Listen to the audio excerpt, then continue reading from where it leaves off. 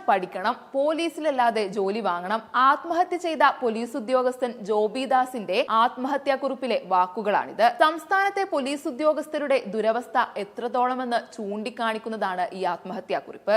അതേസമയം സംസ്ഥാനത്തെ പോലീസ് സേനയിലെ ആത്മഹത്യ നിയമസഭയിൽ PC വിഷ്ണുനാഥ് MLA അവതരിപ്പിക്കുകയുണ്ടായി. 5 വർഷത്തിനിടയിൽ 88 പോലീസുകാർ സംസ്ഥാനത്ത് ആത്മഹത്യ ചെയ്തതായും ശരാശരി 40 പോലീസുകാരെ വെച്ചാണ് 118 പോലീസുകാരുടെ ജോലി ഒരു സ്റ്റേഷനിൽ ചെയ്യുന്നതെന്നും PC വിഷ്ണുനാഥ് MLA പറഞ്ഞു. ആത്മഹത്യ ചെയ്ത പോലീസ് ഉദ്യോഗസ്ഥൻ ജോബിദാസിന്റെ ആത്മഹത്യാക്കുറിപ്പും MLA നിയമസഭയിൽ വായിച്ചു.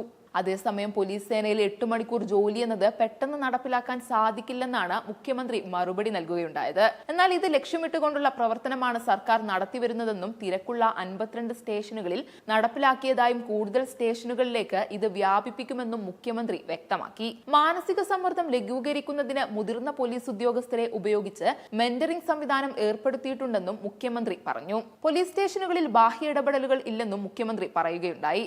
എന്നാൽ ബാഹ്യ ഇടപെടലുകൾ ില്ലെന്ന് നെഞ്ചിൽ കൈവച്ച് പറയാൻ മുഖ്യമന്ത്രിക്ക് കഴിയുമോ എന്ന് പ്രതിപക്ഷ നേതാവ് VD സതീശൻ ചോദിച്ചു. SHOമാരെ നിയമിക്കുന്നത് പാർട്ടി ഏരിയ കമ്മിറ്റികളല്ലേ എന്നും സതീശൻ ചോദിക്കുകയുണ്ടായി.